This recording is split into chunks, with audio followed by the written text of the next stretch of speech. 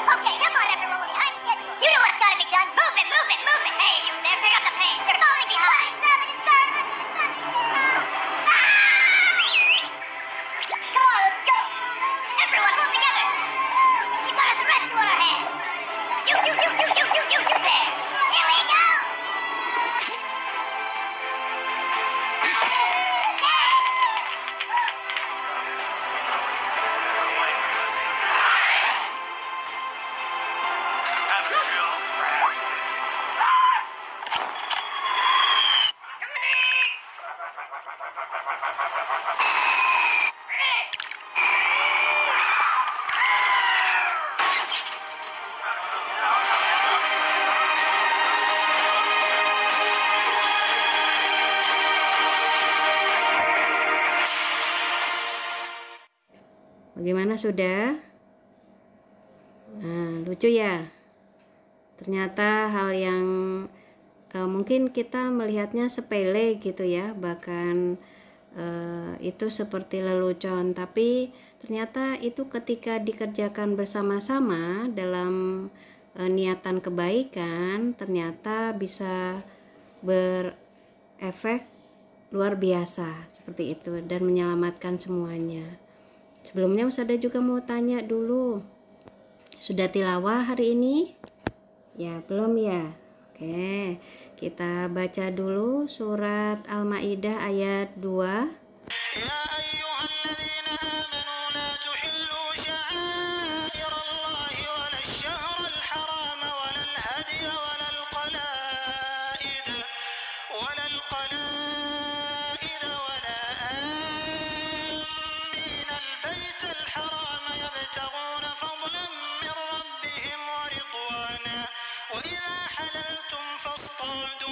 ولا يجرمنكم شنآن قوم أن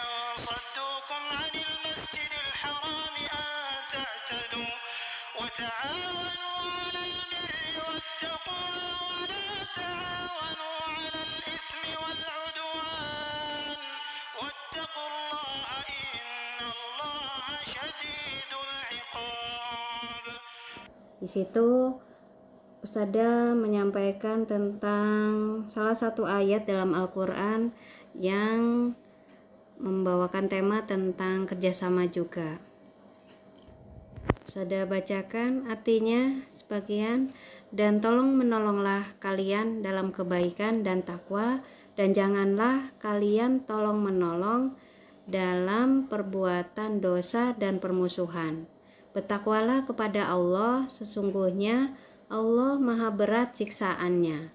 Nah, di sini di dalam Al-Quran, kerjasama itu disamakan dengan, dibahasakan dengan tolong menolong. Nah, tolong menolong yang diridhoi oleh Allah, kerjasama yang diridhoi oleh Allah adalah kerjasama dalam kebaikan dan takwa. Tapi yang tidak diridhoi adalah tolong menolong dalam perbuatan dosa dan permusuhan. Seperti itu. Jadi kita harus tahu ranah kita kerjasama yang supaya mendapatkan ridho Allah itu yang seperti apa. Nah, sekarang apa arti kerjasama? Kerjasama merupakan kegiatan atau usaha yang dilakukan dua orang atau lebih untuk mencapai tujuan bersama. Di situ ada poin-poinnya, jadi ada unsur-unsur di dalamnya. Unsur-unsur kerjasama apa saja? Yang pertama, ada pelaku, ada subjeknya dengan jumlah dua orang atau lebih. Yang kedua, sama-sama memiliki tujuan atau target yang sama. Yang ketiga, ada kegiatan atau aktivitas yang dikehendaki bersama. Yang keempat, dilakukan dalam jangka waktu tertentu, jadi sesuai dengan target atau tujuannya. Seperti itu. Lanjut, apa pentingnya kerjasama? Penting sekali. Yang pertama, menghargai pendapat orang lain. Dengan kerjasama kita akan belajar bagaimana menguasai diri kita sendiri ketika berhadapan dengan berbagai macam karakter manusia. Nah, seperti itu. Yang kedua, bertanggung jawab. Dengan bekerja sama, kita lebih bisa memegang amanah kita. Karena apa? Karena ada yang mengingatkan. Semua bahu-membahu agar tujuan bisa tercapai dengan baik. Yang ketiga, kebersamaan. Kerjasama ini membuat ukhuwah semakin erat karena proses tafahum, saling memahami itu berjalan di dalamnya. Yang keempat, menumbuhkan kepedulian. Jadi dengan kerjasama kita lebih bisa memahami kondisi orang lain sehingga kita bisa menumbuhkan rasa empati, kepedulian yang lebih tinggi. Kerjasama yang baik itu akan menghasilkan hasil yang baik. Seseorang di dunia ini tidak bisa hidup sendiri karena pada hakikatnya manusia itu saling membutuhkan. Kerjasama yang baik adalah kerjasama yang mengutamakan komunikasi yang baik antar tim. Jadi adab berbicara dalam bermusyawarah itu juga digunakan di sini. Berikutnya, apa faktor yang mendorong adanya kerjasama? Yang pertama, memiliki tujuan yang sama. Yang kedua, ada hubungan timbal balik, jadi simbiosis mutualisme. Jadi saling membutuhkan atau saling menguntungkan. Terus ada komunikasi dua arah, jadi situasi atau kondisi yang ada dalam suatu kelompok. Seperti itu. Lanjut, kerjasama harus berdasarkan norma tertentu. Jadi kerjasama itu harus bersifat adil, tidak timpang tindih. Maksudnya tidak ada yang berat, tidak ada yang ringan gitu ya. Tidak untuk melakukan kejahatan atau pelanggaran hukum. Gitu. Terus menghargai perbedaan, menghargai keberadaan dan keragaman suku, agama, ras dan golongan. Jadi tidak bertentangan dengan norma. Kita belajar dari para pejuang kita ya, yang membangun bangsa ini, yang mencoba merumuskan dasar negara Pancasila. Kemarin kita belajar itu bagaimana mereka berusaha berjuang membangun bangsa itu. Ketika di sila pertama awalnya kan melaksanakan kewajiban sesuai syariat Islam ya, intinya seperti itu. Nah akhirnya ada masukan bahwa negara kita itu bukan hanya beragama Islam. Nah, pendapat seperti itu diterima dan akhirnya berubahlah seperti yang sekarang, sila pertama, ketuhanan yang Maha Esa. Seperti itu. Jadi begitu luar biasa para pejuang kita dulu itu melaksanakan adab-adab dalam bermusyawarah. Selanjutnya ada perbuatan yang tidak untuk ditiru. Jadi perbuatan yang tidak untuk ditiru seperti meminta dan memberi jawaban ulangan. Meskipun alasannya misalnya untuk membantu orang tua, menyenangkan orang tua gitu. Kasihan orang tuanya dibantu dengan hal yang jelek. Nah, itu ya tidak tepat pada tempatnya. Ada istilah kerjasama dari berbagai daerah. Kalau di Al-Quran tadi kan tolong menolong ya bahasanya. Kalau ada di sini Ustazah sampaikan di Sumbar ada Manunggal Sakato, ada di Kaltim itu Paleo, ada di NTT itu Pawoda dan sebagainya. Coba di daerah kalian namanya apa kerjasama? Pasti macam-macam ya. Baik, sikap yang bertentangan dengan kerjasama. Ada sikap yang bertentangan dengan kerjasama itu sendiri. Yang pertama, sikap individualisme. Sikap ini sikap yang tetap mempertahankan keegoisan dirinya, kebebasan diri sendiri. Jadi dia tidak peduli terhadap orang dan lingkungan sekitar. Jadi merasa lebih baik dari orang lain, menginginkan hanya pendapatnya saja yang harus selalu didengar, merasa tidak membutuhkan bantuan orang lain, merasa selalu paling benar dan paling hebat, sehingga dia kurang interaksi dengan orang yang berada di sekitarnya. Itu.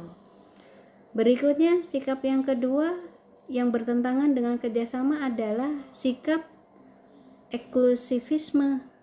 Jadi faham yang mempunyai kecenderungan untuk memisahkan diri dari masyarakat. Sikap tersebut dapat memecah belah persatuan dan kesatuan bangsa karena membuat kelompok sendiri tanpa mau melakukan kerjasama dengan warga negara lainnya dalam bidang kehidupan. Apa saja bidang-bidang kerjasama? Yang pertama, antar umat beragama. Yang kedua, bidang sosial politik. Yang ketiga, bidang ekonomi. Yang keempat, bidang pertahanan dan keamanan. Apa saja penjelasannya? Baik, landasan hukum kerjasama antar umat beragama itu ada di pasal 29 ayat 1. Jadi negara berdasar atas ketuhanan yang Maha Esa. Itu dan negara menjamin kemerdekaan tiap-tiap penduduk untuk memeluk agamanya masing-masing dan untuk beribadat menurut agamanya dan kepercayaannya itu, sehingga setiap warga merasakan tenang. Ini dasar hukumnya. Yang kedua, nilai-nilai Pancasila, sila pertama ketuhanan yang Maha Esa, ini kerjasama antar umat beragama. Itu ada toleransi hidup beragama, menghormati orang yang melaksanakan ibadah dengan cara bekerja sama, tolong menolong tanpa membedakan agama dan tidak memaksakan agama dan kepercayaannya kepada orang lain. Sekarang kerjasama di bidang sosial politik. Nah, itu ada di sila keempat Pancasila. Dengan adanya demokrasi ya. Tuh, lanjut. Kerjasama antar negara. Ada 4 jenis kerjasama antar negara. Ada bilateral, ada regional, ada antar regional, dan ada multilateral. Itu. Selanjutnya, kerjasama dalam bidang ekonomi terdapat di pasal 23A UUD 1945 tentang pajak dan pasal 33 ayat 1 tentang koperasi.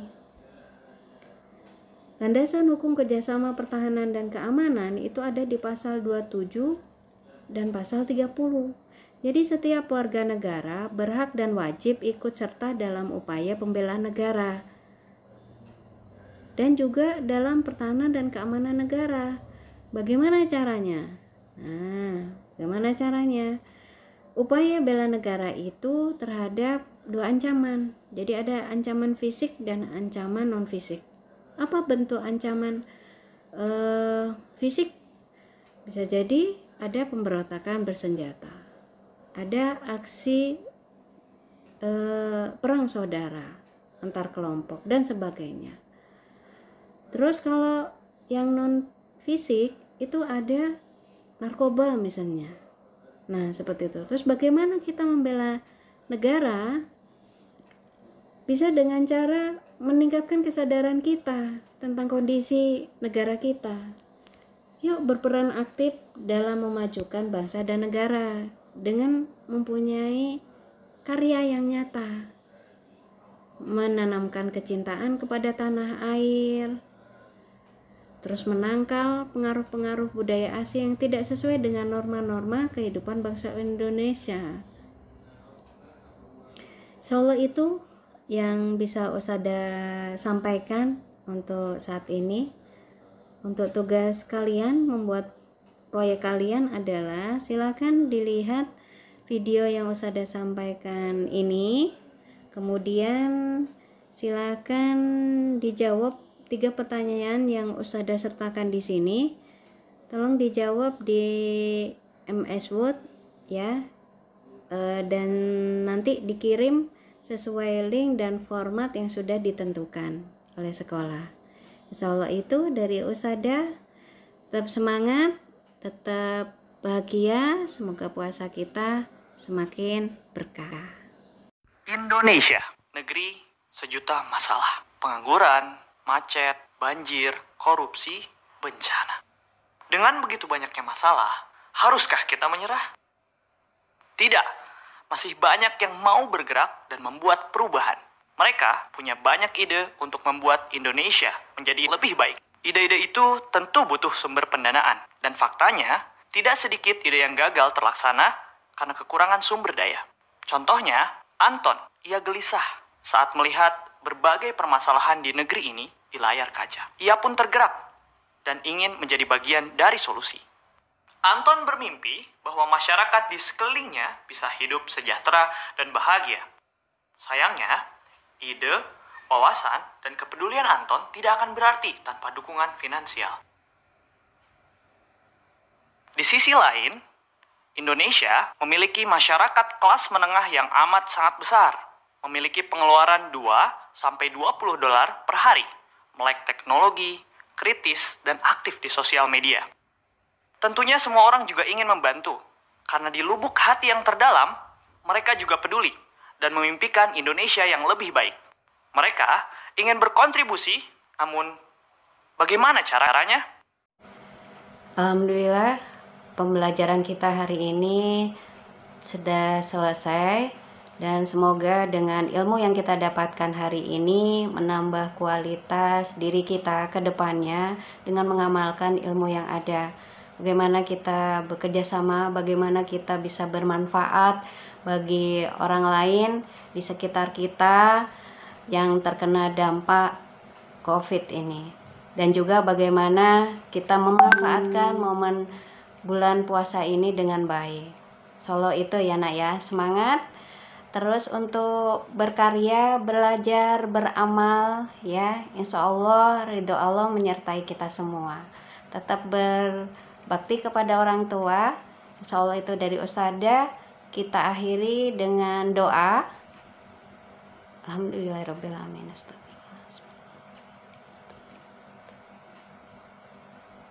Oke, Ustazah akhiri. Wa'fu minkum. Wassalamualaikum warahmatullahi wabarakatuh.